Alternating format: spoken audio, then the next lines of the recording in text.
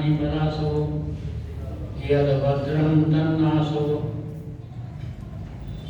दया तथा आनंद से पूरित जिनका नाम, उन महर्षिवर को मेरा बारंबार प्रणाम।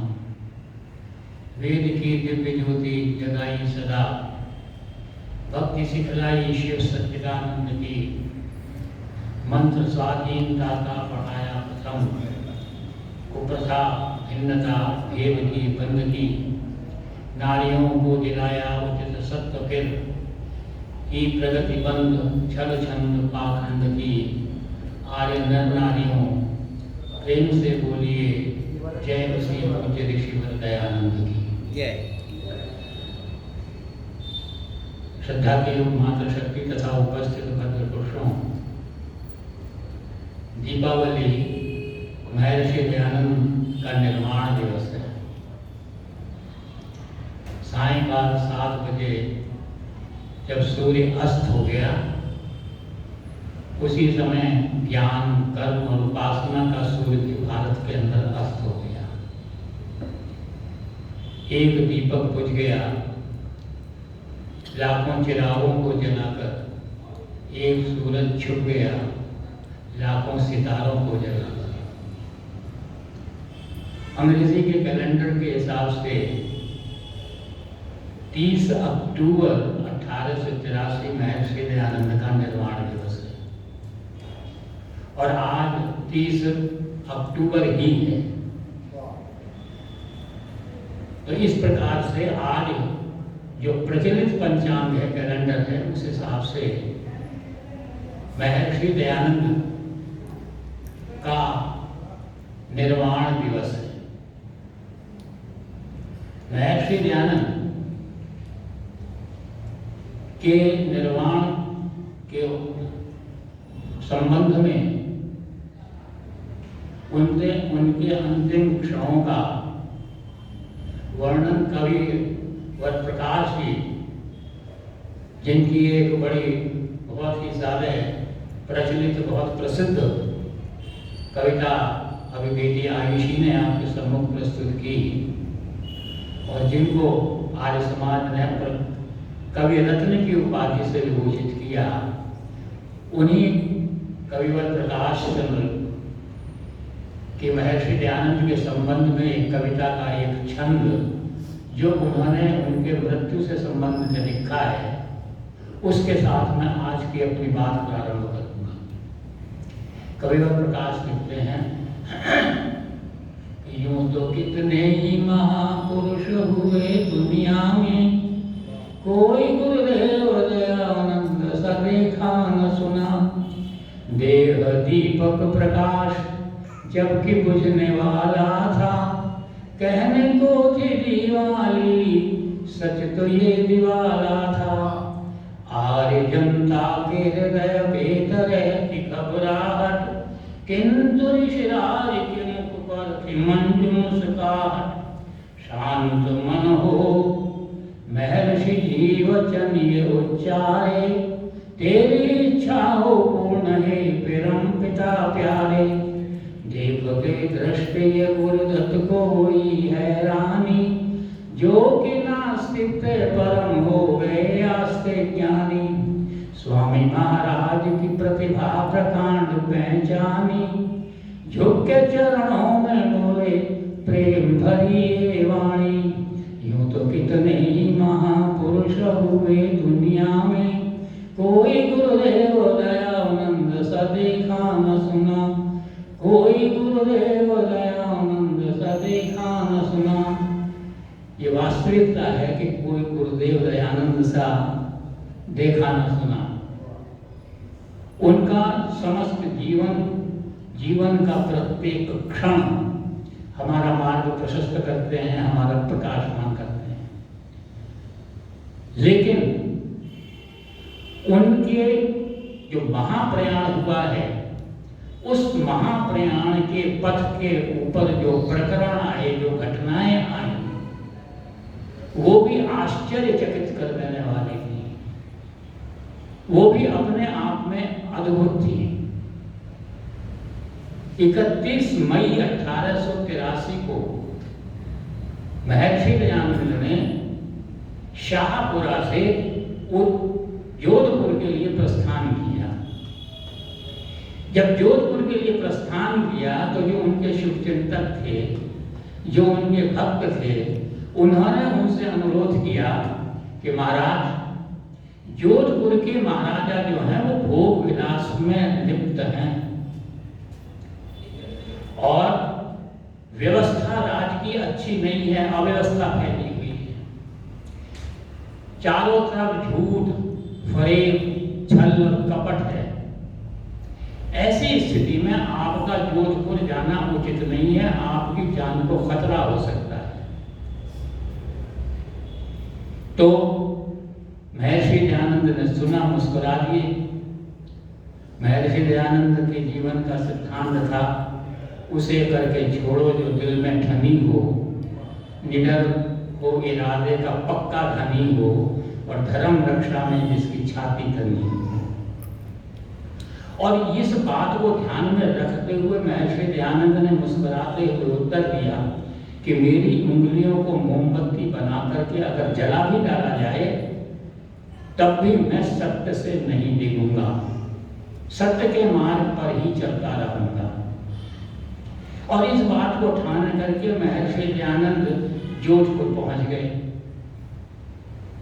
और जैसा कि उनके श्रद्धालुओं ने कहा था, महाराजा जसवंत सिंह जो जोधपुर नरेश थे, वो भोग विलास में लिप्त थे।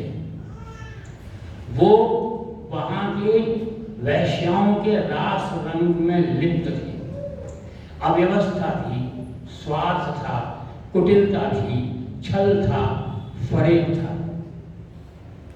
शायद इसी संभावनाओं को देखते, इन्हीं स्थितियों को देखते हुए जसवंत सिंह जी के छोटे भाई थे सर प्रताप सिंह, उन्होंने महर्षि दयानंद को जोधपुर आने का निमंत्रण भेजा था और उनको जोधपुर बुलाया। वो जोधपुर पहुंचे, उनका बहुत आदर और सम्मान राजकीय स्तर के ऊपर किया गया और वो वहां पर राजकीय अतिथि भी थे। लेकिन वहां पर उन्होंने जो अवलोकन किया तो वो सारी बात सच पाई और देखा चारों तरफ षड्यंत्र चल रहे हैं, राज व्यवस्था छिन्न भिन्न हो गई है। और वो देखते हुए महर्षि दयानंद का जोधपुर का निवास लगभग 4.5 महीने रहा। और उसी बीच में ये घटना हुई जो आप सबको पता है कि महाराज जसवंत सिंह बहुत ही उनकी मोह लगी और हर काम में दखलंदाजी करने वाली और पूरी तरह से राज व्यवस्था पर हावी जो वैश्या थी नंदी बाई, उसके साथ रास रंग में महाराज व्यस्त थे जोधपुर नरेश। अचानक महर्षि दयानंद का महल के अंदर प्रवेश हुआ, एक हड़कंप मच गया।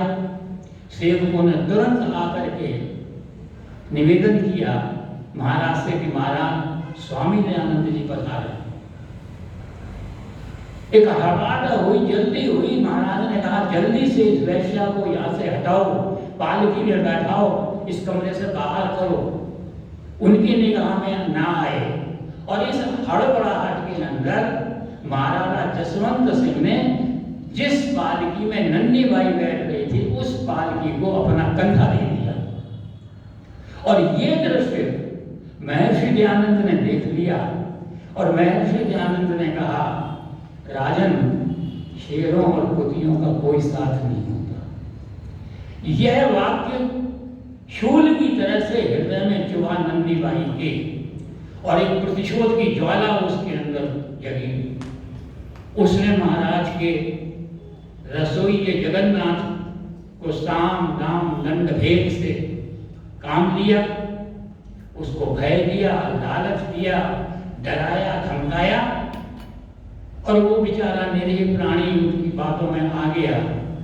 और उसका परिणाम ये हुआ कि उसने महर्षि दयानंद को दूध के अंदर कांच पीस करके और संख्या पीस करके दे दी। जब रात्रि को दूध पिया तो बड़े असहज हो गए स्वामी जी। वैसे इससे पहले 16 बार महर्षि दयानंद को जहर दिया गया, विष दिया गया, और प्रत्येक बार न्योली क्रिया से, वमन से, यौगिक क्रियाओं के आधार पर उन्होंने विष के प्रभाव को हमेशा नष्ट किया। लेकिन यह कांच का पिसा हुआ पाउडर जो सूक्ष्म आणविक कणों जैसे आकार के थे, जब महर्षि के शरीर में गए और धमनियों के अंदर ये सारा जो कण जो है फैलने लगे, और महर्षि दयानंद के शरीर में जो है वो फफोले बनने लगे, छाले पड़ने लगे, फूट फूट कर कांच उनके शरीर से बाहर निकलने लगा। वो सहज स्थिति जब आई, उससे पहले जब उन्होंने इस बात का भान हुआ कि मेरे साथ ये हुआ, उन्होंने जगन्नाथ को बुलाया और उन्होंने सख्ती के साथ पूछा, भाई क्या बात हुई, तुमने क्या किया? वो बेचारा फपक फपक कर रोने लगा और उसने सारी कहानी स्वामी जी को सुना दी। उसने कहा, अरे नादान, मुझे तो अभी बहुत कुछ करना बाकी था, तूने क्या कर दिया, लेकिन डन इज डन, कर दिया सो कर दिया। और स्वामी जी ने उसको, उनके पास 500 रुपए थे, 500 रुपए की थैली, ये 1883 की बात बता रहा हूँ आपको, और उस समय के 500 रुपए आज के करोड़ों के बराबर होते हैं। और कहा, देख अब तेरा जीवन बहुत संकट में है, मुझे तो संकट, मेरे जीवन को तूने समाप्त करने की ठान ली, लेकिन तेरा जीवन संकट में है।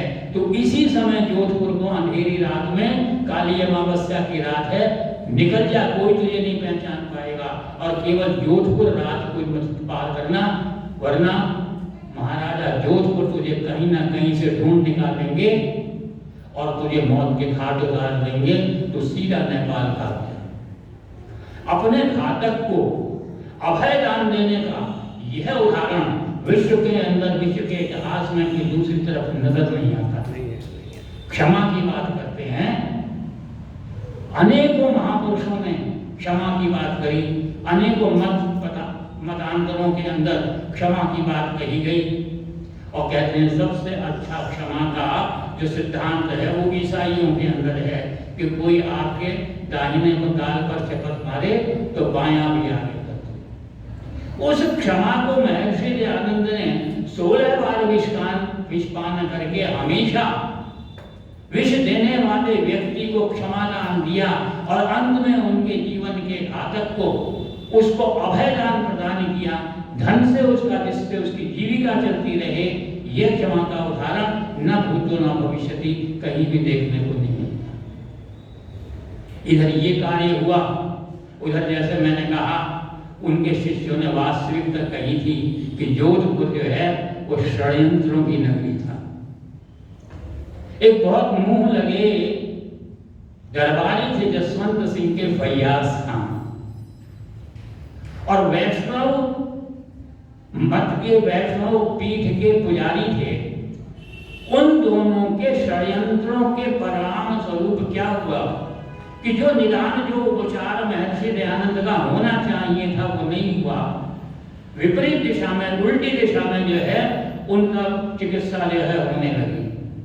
और उसके साथ साथ यह भी प्रबंध हुआ कि पता नहीं योगी है, बाल ब्रह्मचारी है, तो इनको स्लो पॉइजनिंग भी कर दी जाए। और इन सारी परिस्थितियों के अंतर्गत जब उनका शरीर जीर्ण क्षीण हो गया, तब श्रद्धालुओं ने यह सोचा कि जोधपुर छोड़ना सही रहेगा। कहाँ जाएं? कहीं ऐसी प्राकृतिक स्थल पर जाएं, ऐसे मनोरम स्थान पर जाएं जहाँ का प्राकृतिक वातावरण, जहाँ का पर्यावरण शायद इनके स्वास्थ्य में तो सुधार कर दे। और उनको माउंट आबू स्थानांतरित किया गया। माउंट आबू पहुंचे, कुछ दिनों रहे, कोई प्रभाव नहीं पड़ा। तब ये निर्णय हुआ जब यहाँ कोई प्रभाव नहीं पड़ रहा तो अजमेर जाना पड़ा। अजमेर जाना चाहिए। महर्षि पालकी के अंदर माउंट आबू से अजमेर के लिए प्रस्थान करते हैं। बीच में एक और घटना होती है।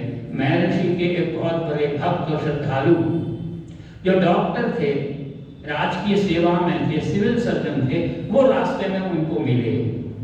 उन्होंने महर्षि दयानंद की जो दयनीय स्थिति देखी तो अश्रुधारा उनकी निकलने लगी, धाराएं बहने लगी आंसू की, और वो कहने लगे महाराज ये स्थिति है आपकी।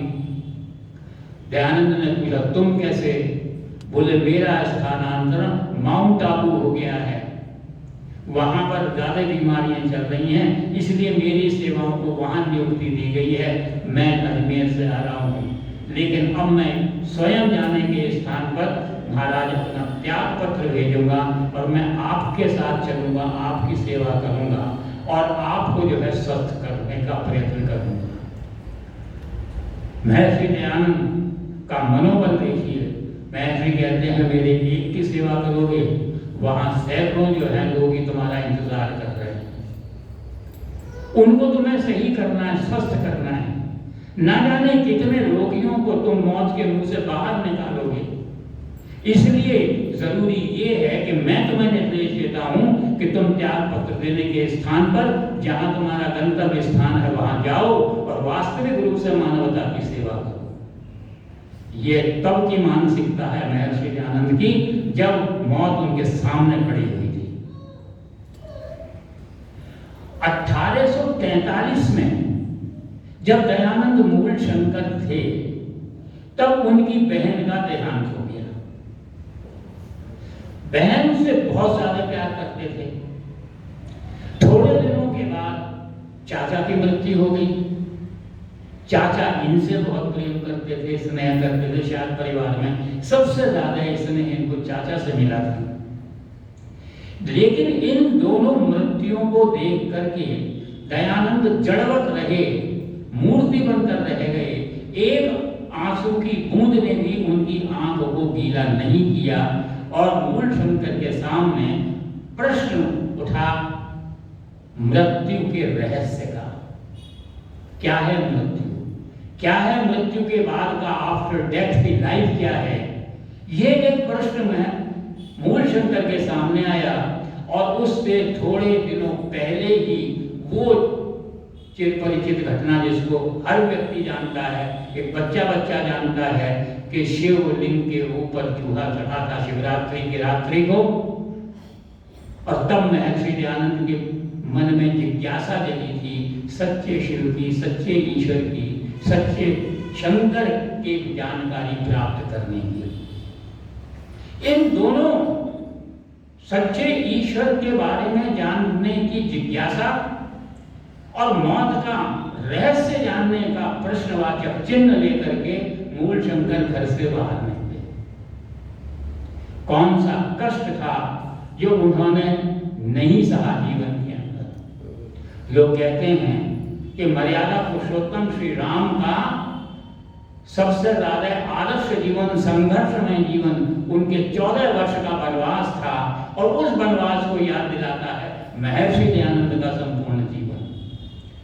वही कविवर प्रकाश लिखते हैं कि छोड़ माता पिता घर द्वार धन खजाने को, चल दिया राह के व्रत ब्रह्मचर्य पाने को, लगी दिल में थी लगन ऐसे ही दीवाने को, होती दीपक से जैसी प्रीति है परवाने को, भटका जग में वो खोज सत्य की लगाने को, न मिला आह उसे कितने दिनों खाने को, कभी मरुथल किया तय कभी बन कांटों वाला, कभी बर्फानी पहाड़ी कभी नदी नाला, हुआ लथपथ लहू से तन पड़ा पाँव छाला, फेंके पत्थर किसी ने सांप विषैला काला, खड्ग चमकाया किसी ने तो किसी ने भाला, दिया ना जानो ने कितनी बार विष प्याला, फिर भी पीछे न हटा सत्य का वो मन। और इस जिज्ञासा को लेकर इन संघर्षों के साथ इन आपदाओं और विपत्तियों का सामना करते हुए महर्षि दयानंद ने ब्रह्मचर्य धारण किया, योगी बने, वेदों का प्रकाश ग्रहण किया और जो जिज्ञासा थी शांत की, जो प्रश्नवाचक चिन्ह थे उसका उत्तर प्राप्त किया, मृत्यु की ओर विजय प्राप्त करने की बात की, मृत्यु के डर को दूर किया और उस योगी राज कृष्ण के उपदेश को उन्होंने अपने जीवन के अंदर धारा कि वासांसि जीवनानि यथा विहाय नवानि गृहाणि नरूपराणि नैनम छिन्दन्ति शस्त्राणि नैनम दहति पावका। और ये बात जब उनके तो ठीक 1843 के बाद 1883 में 40 वर्ष के अंदर महर्षि दयानंद ने ये संपूर्ण जो उपलब्धियां थी प्राप्त कर ली, और तब उनका शरीर जीर्ण क्षीण हो चुका था, बिल्कुल कमजोर हो गए थे, बिल्कुल शक्ति नहीं थी, लेकिन मुख पर एक मंजू मुस्कुराहट थी, एक अदम्य उनके शौर्य था, एक ओज था, एक तेज था, एक आत्मबल था, एक मनोबल था उनका। और जब दिखाई दी सामने मृत्यु तो भयभीत नहीं हुए बिल्कुल। जब उनकी यह सूचना पूरे देश के अंदर फैली तो जितने उनके भक्त थे, उनके श्रद्धालु थे, शुभचिंतक थे, हिंदुस्तान के बड़े बड़े शहरों से अजमेर की तरफ प्रस्थान करने लगे। पहुंचे अजमेर, सेवा करने का प्रयत्न किया, और दिवाली का वो दिन आया जब भिनाई की कोठी के अंदर, वहां के बड़े हॉल रूपी कमरे के अंदर महर्षि लेटे हुए थे शैया के ऊपर। आभास हुआ, तुरंत सबसे कहा, सब मेरे सामने से हट जाओ, पीछे चले जाओ, ओट में चले जाओ, सारे खिड़की और दरवाजे खोल दो। सारे खिड़की दरवाजे खोल दिए गए, रोशनदान खोल दिए गए। महर्षि ओम का जाप करते हैं, महर्षि गायत्री का जाप करते हैं, महर्षि मंत्र पाठ करते हैं, सीधे लेट करके कहते हैं, ईश्वर तूने अद्भुत लीला रची, कैसी अच्छी लीला रची प्रभु तूने, और फिर तेरी इच्छा हो पूर्ण कह करके करवट लेते हैं, दीर्घ श्वास लेकर के छोड़ते हैं, और उनके प्राण तिरोहित हो जाते हैं, चले जाते हैं। महर्षि का नश्वर शरीर सामने दिखाई देता लगता है दीपावली की उस रात्रि को।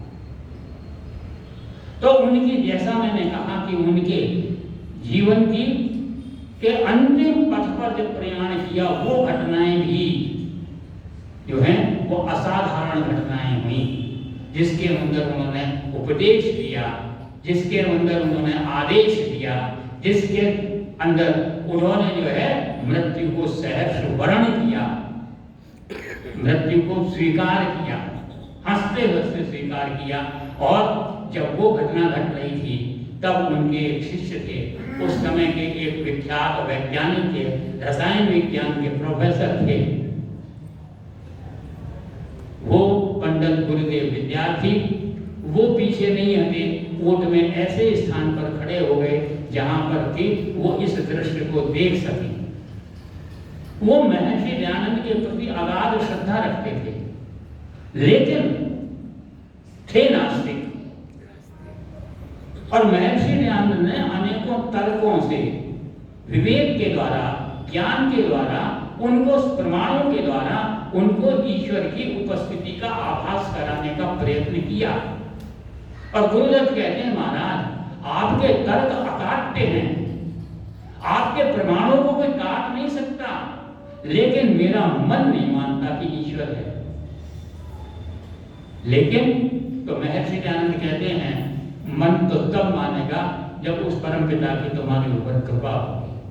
और ये सारा दृश्य जब गुरुदत्त ने देखा तो वो घोर नास्तिक उसी समय घोर आस्तिक के रूप में परिवर्तित हुआ। यह था चमत्कारी कार्य मृत्यु के समय, जब मृत्यु वरण कर रही थी उस समय भी उन्होंने घोर नास्तिक को आस्तिक बना दिया। महर्षि दयानंद के दो नाम प्रचलित थे। पहला उनका जन्म का नाम था मूल शंकर, फिर संन्यास लिया, दयानंद बन गए। सबसे बड़ी विशेषता थी कि उन्होंने यथा नाम तथा गुण को पूरी तरह से सिद्ध किया। उन्होंने अपने नामों का पूरी तरह से उसके अनुसार उन नामों का वर्णन किया। पहला था मूल शंकर, दो शब्द आते हैं, मूल और शंकर। मूल के लिए उन्होंने जो ये समस्त ब्रह्मांड है, ये सृष्टि है, चराचर जो है वो प्रकृति है, सारे जो हैं जड़ और चेतन जीव हैं, उन सब का परमपिता परमात्मा के साथ, ईश्वर के साथ क्या मूल संबंध है, इस संबंध को उन्होंने जो है सबके प्रकाश में लाए और आर्य समाज के पहले नियम में जो है उन्होंने जो है लिखा कि सत्य विद्या और जो पदार्थ विद्या से जाने जाते हैं उनका आदि मूल परमेश्वर है।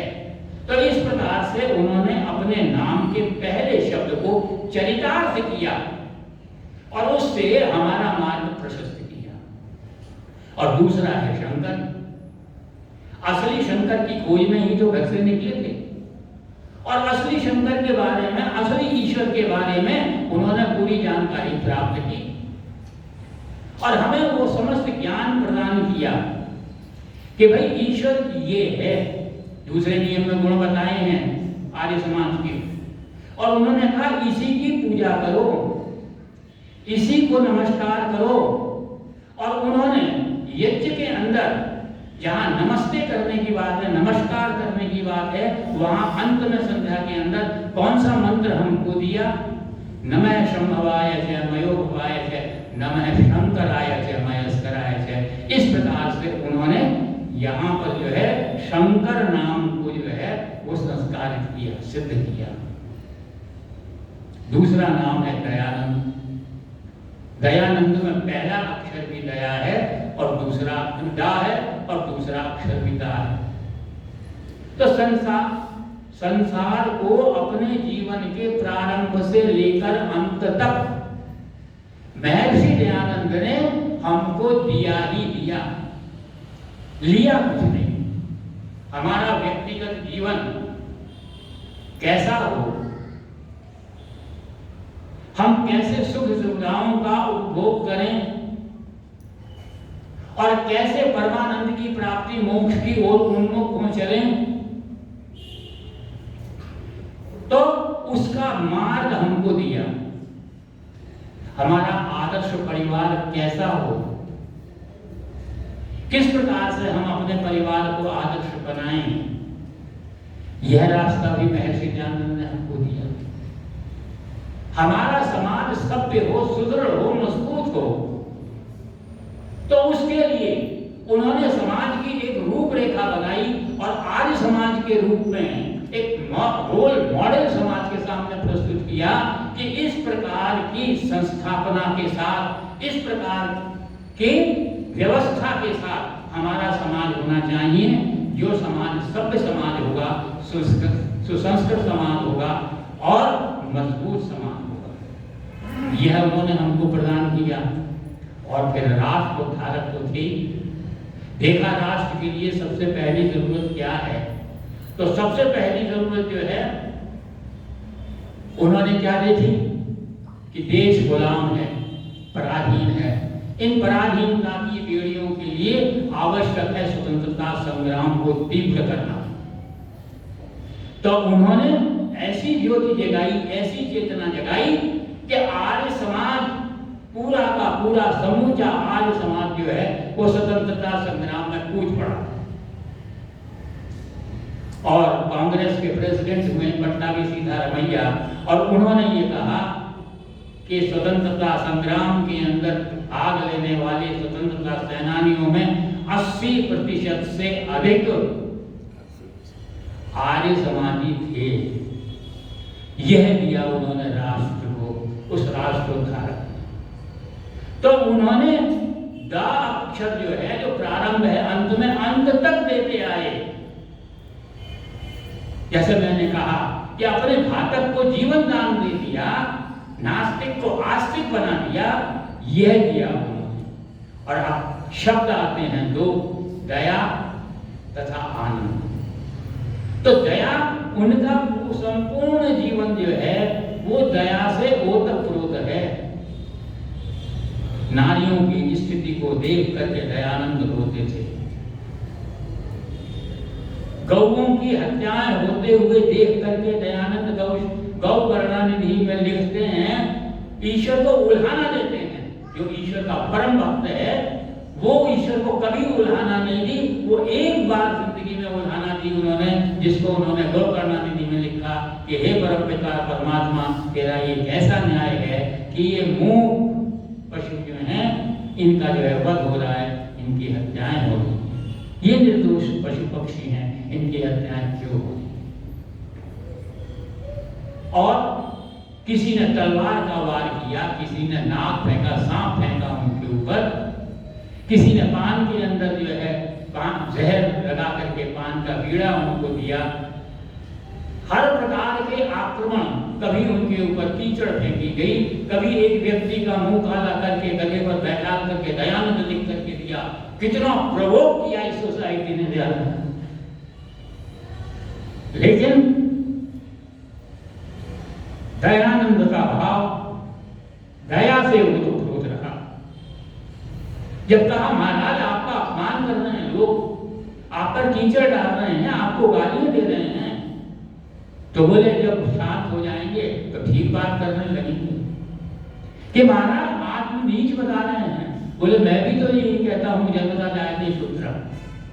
बोले कहते महाराज एक आदमी को बैठा रहा, उसका मुंह काला कर दिया, उसके गले में जूतों की माला डाल दी और उसको दयानंद लिख दिया, एक पट्टी लगा दी। तो बोले वो असली दयानंद है या नकली है? असली दयानंद कहाँ? बोले आप हैं। तो बोले वो कैसा? बोले नकली है। बोले नकली दयानंद का यही हासिल होना था। तो वो जीवन भर दया का सागर रहे और आनंद का स्रोत रहे, सबको आनंद का मार्ग दिखाया। वो उनमें से नहीं थे कि जाओ कंदराओं में चले जाओ, पत्रिकाओं में चले जाओ और बैठ जाओ। इस जीवन को भोगो, लेकिन त्यागमयी भावना से भोगो। ये बात उन्होंने दिया। बोले शतहस्त्र समाहरे सहस्त्र कहे, अरे सैकड़ों हाथों से कमाओ, सुख और सुविधा का पूरा लाभ उठाओ, लेकिन एक नियंत्रित कंडीशंस के साथ उस काम को जो है तुमको करना है, त्यागमयी भावना से करना है। तो सुख और ऐश्वर्य और भौतिक सुख को दयानंद ने हमको दिया और साथ में मोक्ष के आनंद का रास्ता हमको दिखलाया। इसलिए उनका नाम दयानंद पूरी तरह से उनके ऊपर चरितार्थ हुआ।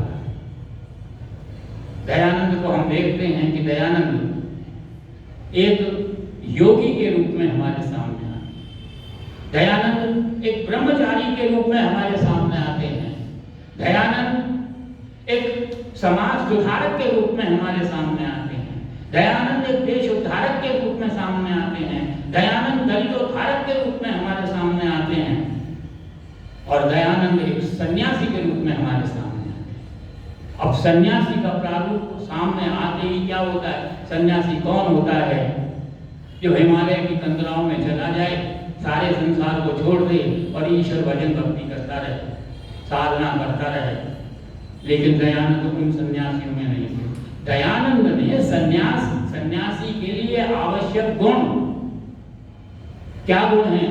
त्याग होना चाहिए, क्या होना चाहिए? अपरिग्रह होना चाहिए, वैराग्य होना चाहिए। सब कुछ दयानंद ने दिया, लेकिन साथ में समाज को भी दिया।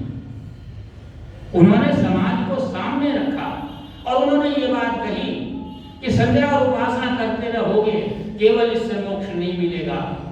अगर कोई व्यक्ति भूखा है और तुम रोटी खा रहे हो, भूखा पास खड़ा है कोई, तुमने रोटी खाई तो क्या, भूखा प्यासा पड़ा पड़ोसी तुमने मौज उड़ाई तो क्या। अगर अब तुम इनका परोपकार नहीं करते, इनको प्रसन्न नहीं कर सकते, खुश नहीं कर सकते, तो ईश्वर भी तुमसे कभी खुश नहीं होगा, आनंद को प्राप्त नहीं कर सकते। तो दयानंद एक तरफ जहाँ सन्यासी हैं, दयानंद एक और जहाँ ऋषि हैं, मंत्र दृष्टा हैं, वहीं दूसरी ओर दयानंद जो है वो क्रांति के सृष्टा हैं। दयानंद के सिद्धांतों को देखिए, दयानंद जो है हमको किस रूप में दिखाई देते हैं। दयानंद के सारे विचार क्रांतिकारी विचार, एक एक विचार क्रांति भरा हुआ विचार है, जो हमें किसी दूसरे महापुरुष के अंदर जो है दिखाई नहीं देता। पहला दयानंद का क्रांतिकारी विचार था कि दयानंद भारत के थे, दयानंद भारतीय थे, दयानंद भारत के लिए थे, भारतीयता के लिए थे। दयानंद ने जो कुछ भी लिया भारत से लिया, भारतीयता से लिया। संपूर्ण शिक्षा पद्धति उनकी प्राचीन वैदिक परंपराओं के अनुसार हुई और उन शिक्षा के परिणाम स्वरूप जो उनके विचारों के अंदर दूरदर्शिता थी, जो दूरगामिता थी, गतिशीलता थी, जो सूझ दयानंद के अंदर थी, उसको देख करके सब आश्चर्यचकित होते थे।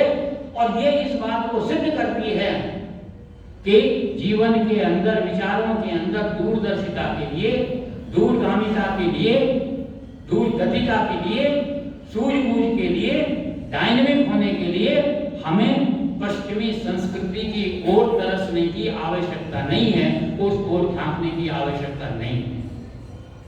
तो दयानंद पूर्ण रूप से भारतीय थे। उस समय के जितने महापुरुष हों, देखिए राजा राम मोहन राय थे, ब्रह्म समाज की स्थापना की।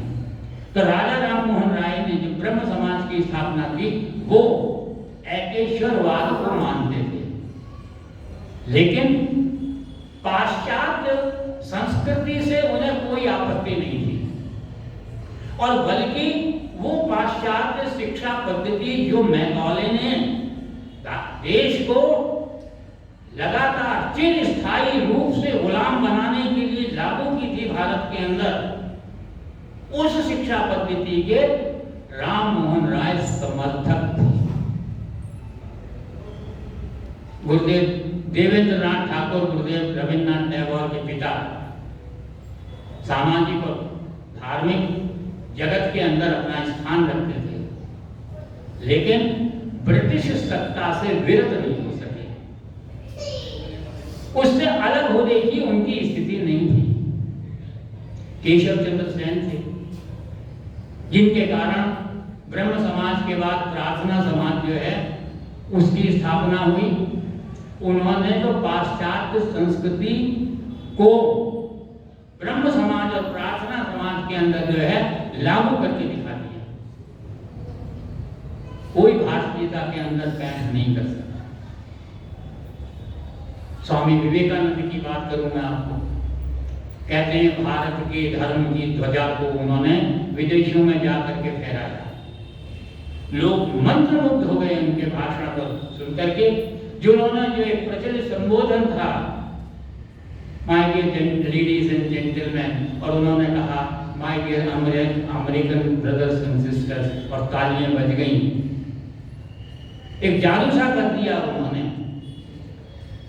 लेकिन कितनी पाश्चात्य सभ्यता को, पाश्चात्य संस्कृति को, अंग्रेजियत को वो परे नहीं कर पाए, उससे अलग नहीं हो पाए।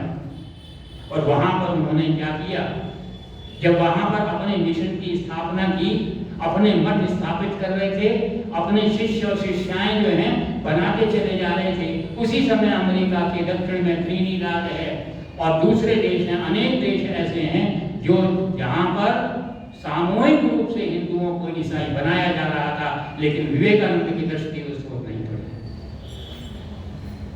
क्यों? क्योंकि कहीं भारतीयता के संबंध के अंदर, रिलेशनशिप के अंदर कमी थी उनमें। और विवेकानंद क्या कहते हैं? उन्होंने मैक्स मूलर को प्राचीन ऋषियों का अवतार बताया। और जब पाश्चात्य संस्कृति और इसका प्रभाव साथ में चला तो नतीजा ये हुआ कि वेद पीछे रह गए। और विवेकानंद वेदों को अपौरुषेय नहीं मानते।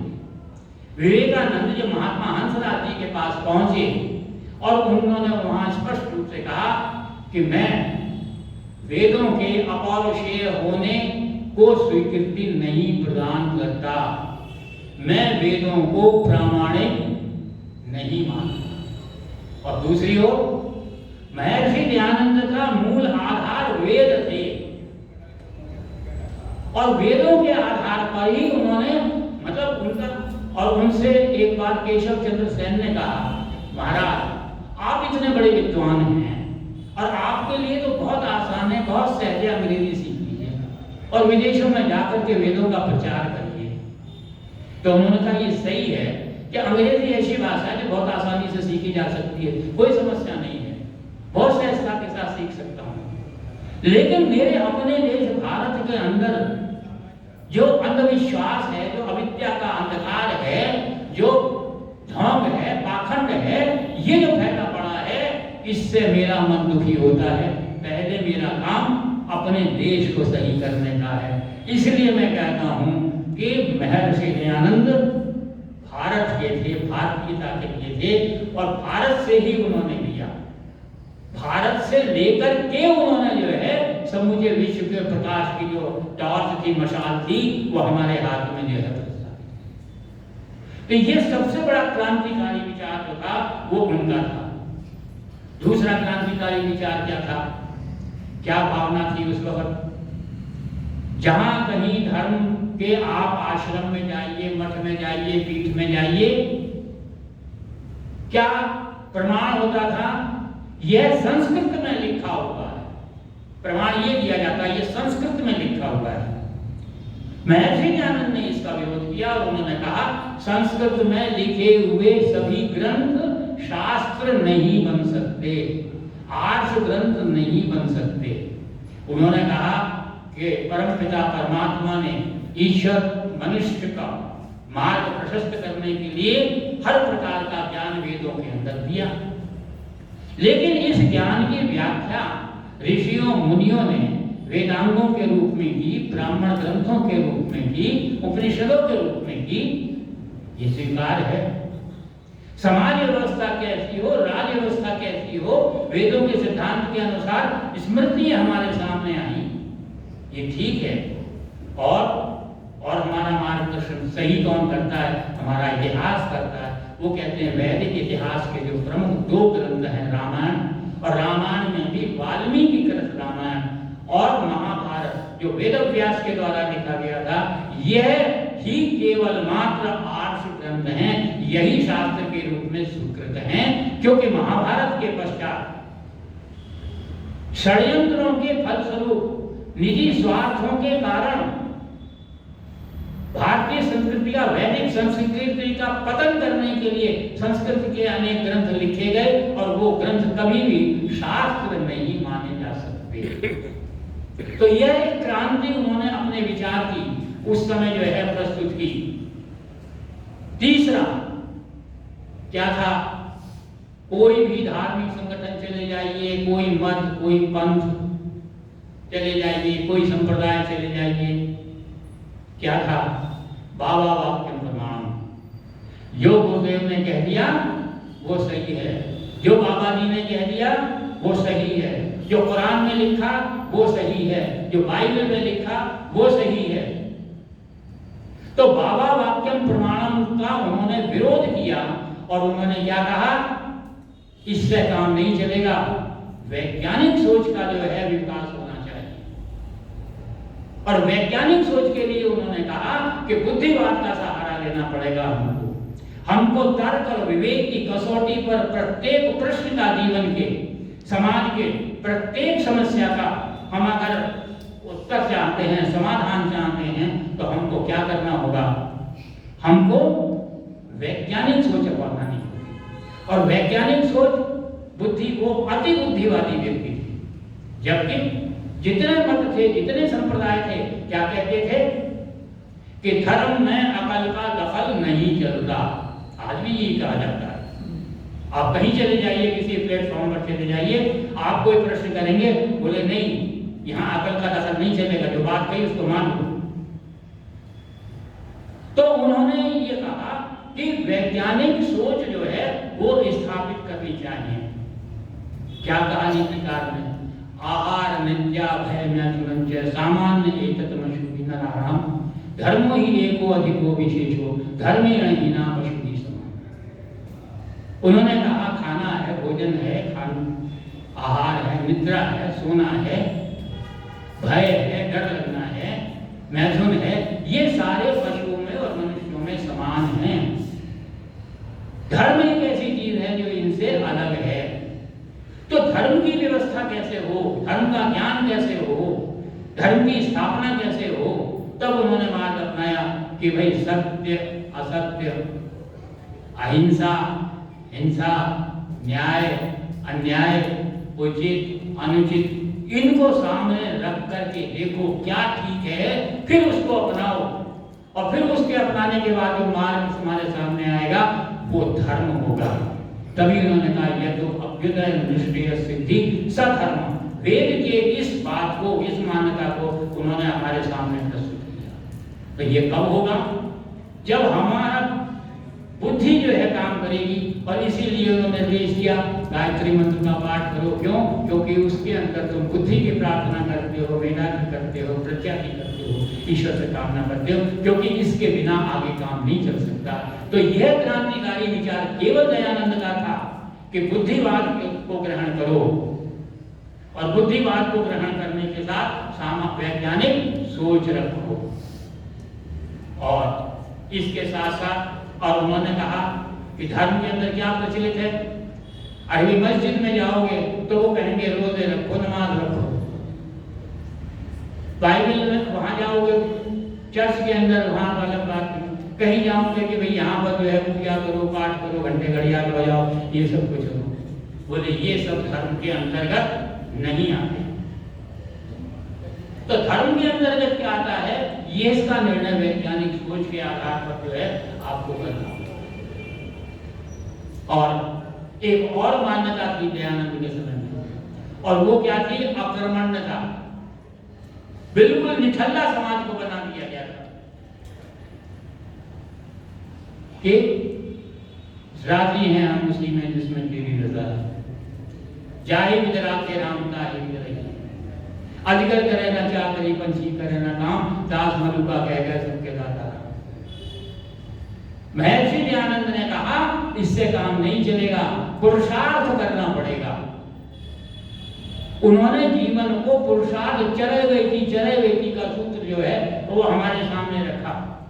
उन्होंने कर्मठता की बात करी, उन्होंने कर्मण्यता की बात करी, और उन्होंने जो ईश्वर की प्राप्ति के लिए भी निस्वार्थ भाव से निष्काम भाव कर्म करने की बात हमको कही, कर्म करने की बात महर्षि दयानंद ने कही। और इसलिए उन्होंने कर्म को किया। एक और बात थी जिसने समाज को पतन में डाल रखा था, वो था धर्म। जितने धर्म के ठेकेदार थे वो विज्ञान के विरोधी थे। विज्ञान ने कहा धरती गोल है, नहीं बाइबल में चपटी दिखी। बोले धरती पृथ्वी सूर्य के चारों तरफ चक्कर काटती है, बोले नहीं सूर्य पृथ्वी के चारों तरफ। और कितनी यातनाएं दी उन्होंने वैज्ञानिकों को। और उनका नारा था विज्ञान को हटा दो, विज्ञान की कोई आवश्यकता नहीं है। और विज्ञान की अपनी शक्ति थी। विज्ञान ने कहा मैं स्थापित होऊंगा और इस धर्म को समाप्त कर दूंगा। धर्म और विज्ञान आपस में लड़ते थे, और महर्षि दयानंद कहते थे कि धर्म और विज्ञान एक दूसरे के पूरक हैं। वो कहते थे धर्म और विज्ञान दोनों की आवश्यकता है, लेकिन होना क्या चाहिए? वो कहते थे केवल विज्ञान लोगे और विज्ञान अधार्मिक होगा तो विज्ञान उच्छृंखल हो जाएगा और विनाश की ओर ले जाएगा। और अगर तुम्हारा धर्म अवैज्ञानिक हो गया तो वो अवैज्ञानिक धर्म जो है वो अंधविश्वास, ढोंग, पाखंड पैदा करेगा और तुमको नपुंसक बना देगा। और यही बात तो कही पाश्चात्य जो विद्वान हैं उन लोगों ने कि धर्म क्या करता है, अफीम की पुड़िया है। जबकि धर्म क्या करता है? डर पैदा करता है। तो एक वास्तविक समन्वय धर्म और विज्ञान का महर्षि दयानंद जी ने प्रस्तुत किया। अगर महर्षि अनेक उनके जीवन के हर क्षण को, हर सिद्धांत को लिया जाए तो कितना टाइम उसके अंदर लगेगा, लेकिन सारे कार्य जितने किए इनके अंदर तो सबसे महत्वपूर्ण कार्य अगर हम देखते हैं महर्षि दयानंद के जीवन के अंदर तो वो हमको चार दिखाई देते हैं। पहला महर्षि दयानंद का प्रमुख कार्य था मूर्ति पूजा का खंडन करना। दूसरा था वेदों का प्रचार करना। इनका क्रम आप ऊपर नीचे भी कर सकते हैं। तीसरा था ब्रह्मचर्य का पोषण करना, और चौथा था भारतीय एकता को स्थापित करना। यह चार जो हैं कार्य सबसे ज्यादा महत्वपूर्ण कार्य थे। और मैं आपसे निवेदन करूं कि हमारे आज समाज के क्षेत्र के एक बहुत बड़े विद्वान थे, और मैं तो कहता हूं वो सबसे बड़े विद्वान थे, क्योंकि सबसे ज्यादा मनोवैज्ञानिक ढंग से अगर लेखन किया है तो उस लेखक ने किया है वो थे पंडित गंगा प्रसाद जी उपाध्याय। और पंडित गंगा प्रसाद जी उपाध्याय ने एक व्यंग्य पुस्तक लिखी और उसमें लिखा महर्षि दयानंद की 2 भूलें, 2 बड़ी भूलें, महान भूलें। और कौन सी भूल थी? तो पहले कहते हैं मूर्ति पूजा का खंडन करना। यद्यपि उन्होंने व्यंग के रूप में कहा, लेकिन सिद्ध किया कि वो सही था, अपनी जगह सबसे महत्वपूर्ण था। जब मूर्ति पूजा के कारण इतना जो है अंधकार फैला हुआ था, इतना विकृत समाज हो गया था, इतना व्यापारिक समाज हो गया था मूर्ति पूजा के कारण, तब उन्होंने कहा, महाराज आप इतना तेज खंडन क्यों करते हो? तो कहने लगे इतने बड़े बड़े मोटे मोटे विष वृक्षों को उस तरह से नहीं काटा जा सकता, इसको खंडन की कुल्हाड़ी से काटना ही पड़ेगा। तो उन्होंने जो है ये मूर्ति, और स्वयं बहुत बड़े लोभ और लालच से जो है उन्होंने मुक्ति पाई, उसके अंदर नहीं फंसे। उदयपुर के महाराणा ने कहा, महाराज मेरा ये एक लिंग का मंदिर है, इससे करोड़ों रुपए की, उस समय की बात कर रहा हूँ, उस समय करोड़ों रुपए की आई थी एक लिंग के मंदिर से, इसका मुख्य महंत बनिए और मेरे राजगुरु बनिए। महर्षि दयानंद क्या कहते हैं, महाराज आपके राज्य को मैं एक दौड़ में पूरा कर सकता हूँ, लेकिन उस परमपिता परमात्मा के राज्य को कैसे पूरा करूंगा? कौन सी दौड़ लगाऊंगी उससे? तो वास्तव में जिसको सबसे बड़ी भूल कहने की बात करते हैं, वही सबसे महत्वपूर्ण था उस वक्त आध्यात्मिक क्षेत्र के अंदर, सामाजिक क्षेत्र के अंदर, राजनीतिक क्षेत्र के अंदर, जो काम महर्षि दयानंद ने उठाया। और इसके लिए क्या हुआ? कितने उनके ऊपर आपत्तियां आई।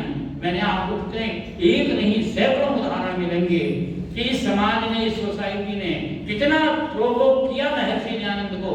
दूसरा इतिहास में व्यक्ति नहीं दिखाई देता, लेकिन वो अपने मार्ग से जो है अडिग नहीं हुआ। दुखी होते थे उनके श्रद्धालु, उनके भक्त, उनके शुभ चिंतक। एक दिन कह ही दिया किसी ने, महाराज अगर आप थोड़ा सा नर्म हो जाएं, मूर्ति पूजा का खंडन कम कर रहे हैं, तो ये जितने षड्यंत्र हो रहे हैं, जितने विरोध हो रहे हैं, जितने अपमान हो रहे हैं, आपको कुछ नहीं हो, और ये लाखों की भीड़ आपके पीछे चल पड़ेगी। तो महर्षि दयानंद कहते हैं, मैं भी इस बात को समझता हूं, लेकिन मैं सत्य को कैसे छोड़ दूं, असत्य का खंडन कैसे ना करूं। तो ये प्रमुख था। और दूसरा था वेदों को अपौरुषेय मानने वाली बात। उन्होंने वेदों को अपौरुषेय माना। विवेकानंद ने ये कहा, मैं अपौरुषेय नहीं मानता, इसलिए कि दयानंद ने कही है। लेकिन यह बात दयानंद ने नहीं कही।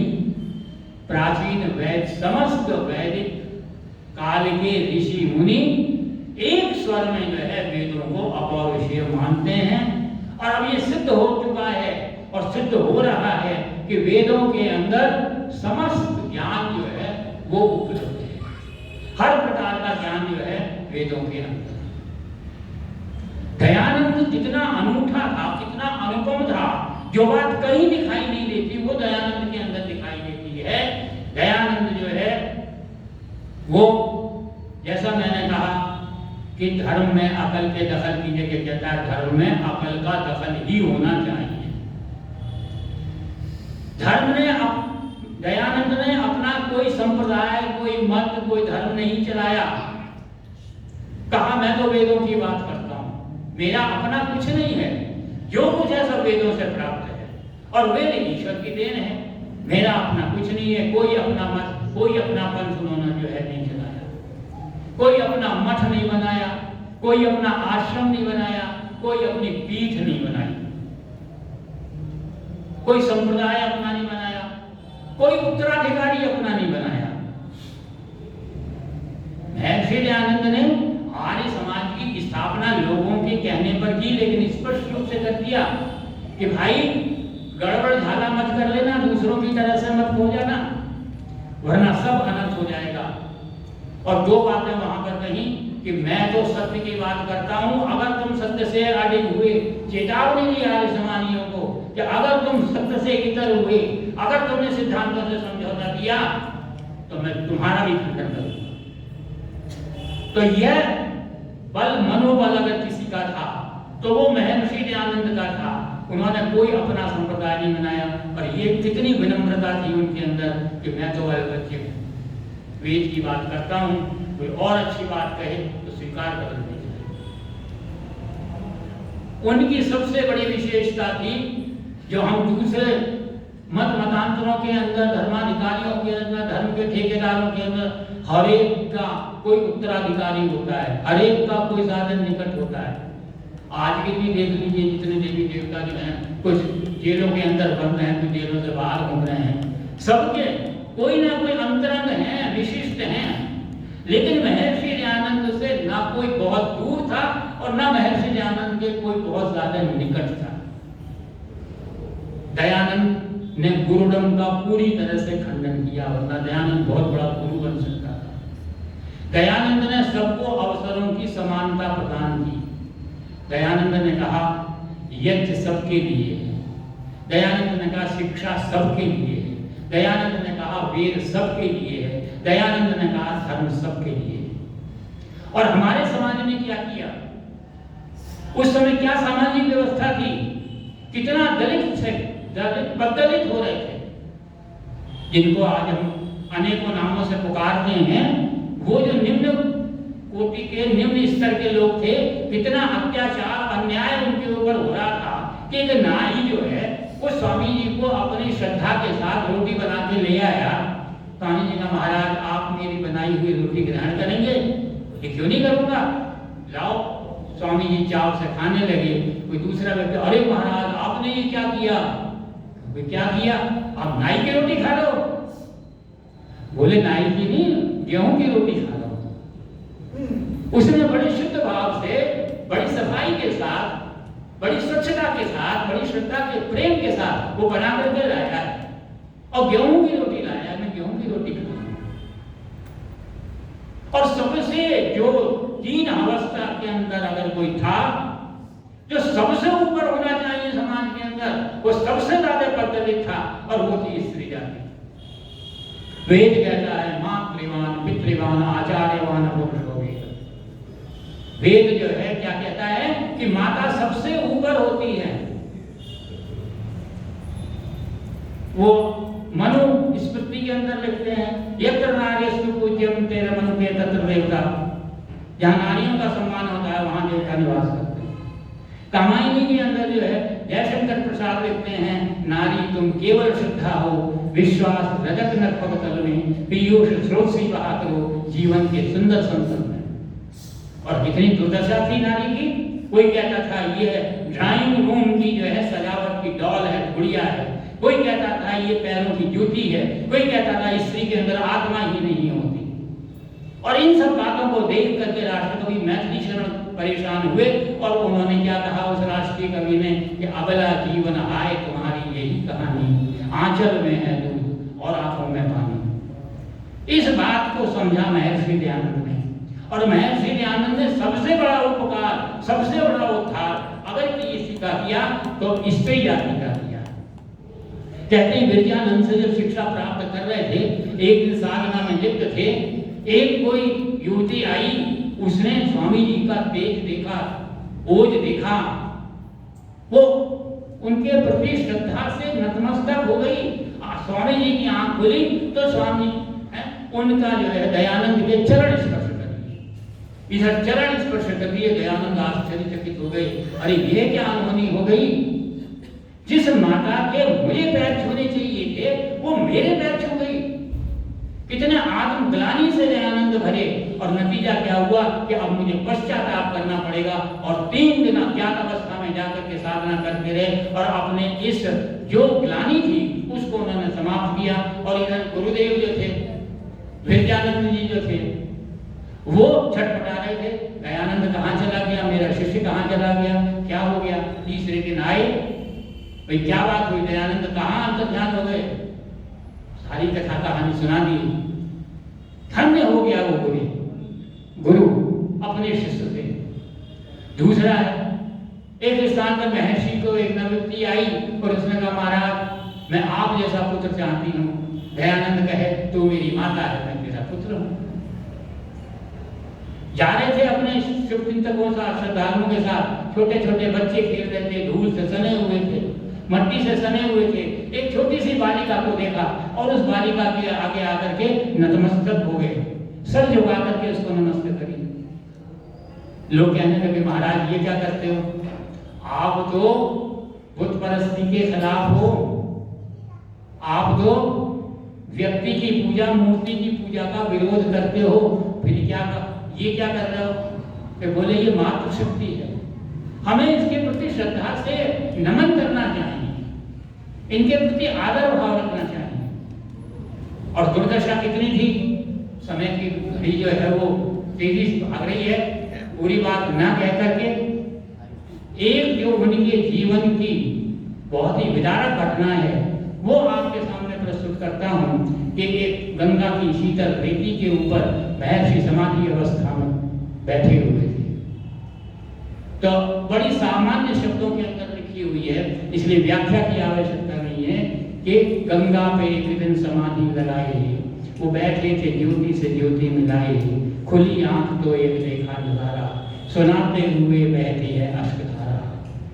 कि एक देवी अपने लखते जिगर को बहा करके गंगा से लौटी थी घर को, बदन पे थे उसके पड़ी एक साड़ी कि पैरों से नंगी वतन से उघाड़ी, लपेटा था जिसमें बदन का वो टुकड़, चली लेके वापिस।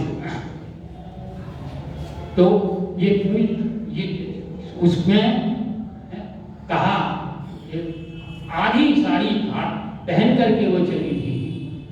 तो ये पूछा ऋषि ने, बताओ तो माता बहाया जो गंगा में वो तूने क्या था, बहाती हो क्यों अपनी आंखों से पानी, बताओ तो माता कुछ अपनी कहानी। वो बोली ऋषि जी मैं हूं दीन वेवा, नहीं दूसरा कोई था सुख का देवा, यही एक था मेरी आंखों का तारा, थी आशा बुढ़ापे में देगा सहारा, हुआ देव का मुझ पे यूं कोप भारी कि बच्चे को मेरे गई हो बीमारी, नहीं पास पैसा जो करती दवाई, किसी को न किंचित दया मुझ पे आई, हुई दूर रूह मेरे रखते जिगर की, न छोड़ा मुझे इसने घर नगर की, मैं वो लाश नंगी बहा कर चली हूँ, जो दौलत थी उसको लुटा कर चली हूँ। कि बच्चे को ढक लेगी आंचल में मुनासिब न समझा चलूं ले उभाड़ा, तो मजबूर हो अपनी साड़ी को फाड़ा, इसी में लपेटा यहाँ लेके आई, कि यूं लाश नंगी थी मैंने बहाई, कि बच्चे को ढक लेगी आंचल में गंगा,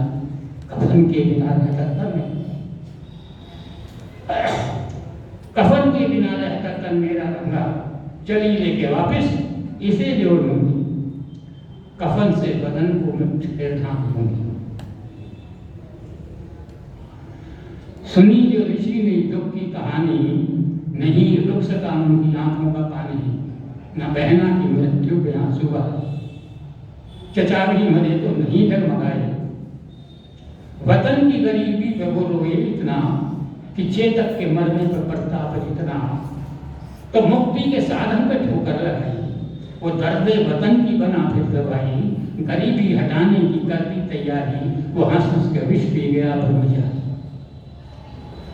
बताएं तुम्हें एक की थी नसीहत, सुनाएं तुम्हें जो की थी वसीयत, कि चिता पे न मेरी समाधि लगाना, नहीं खाक मस्तक पे मेरी लगाना, दही खाक गंगा में मेरी बहाना, किसी कृषक के खेत में गिराना, मेरी खाक ये खाद का काम देगी, कि कृषक बेचारे की खेती बढ़ेगी, कहाँ तक करूं उसकी नीति का वर्णन। कि एक चिट्ठी लिख करके भेजी थी जर्मन, कि कुछ बच्चे भेजें वतन में तुम्हारी, जहाँ जाके सीखेंगे तकनीक सारी। तो उत्तर ये आया, हुक्म ये पठाया, कि एक पे हजारों का खर्चा बताया, पढ़ा पत्र तो चढ़ गया चेहरा फीका, कि दिल कांप उठा था उसमें ऋषि का। तो उत्तर में उत्तर लिखा फिर दोबारा, नहीं पास पैसा करें जो गुजारा, हमारे भूख से बच्चे मेरे वतन के, कहीं लाश नंगी रहे बिन कफन के, ये लिखते हुए पत्र आंसू से भीगा, कि दिल का उठा था हर जर्मनी का। तो उत्तर ये आया कि चिंता न कीजिए, बिना फीस विद्यार्थी भेज दीजिए। है अफसोस उत्तर जो आया वहां से, ऋषि आत्मा चल बसी थी जहाँ से, जो आशा थी वो रह गई मन ही मन में, गरीबी रही ज्यों की त्यों ही वतन में, बड़ी दुख भरी है ये दुख की कहानी, अमर है ऋषि की अमर ही कहानी।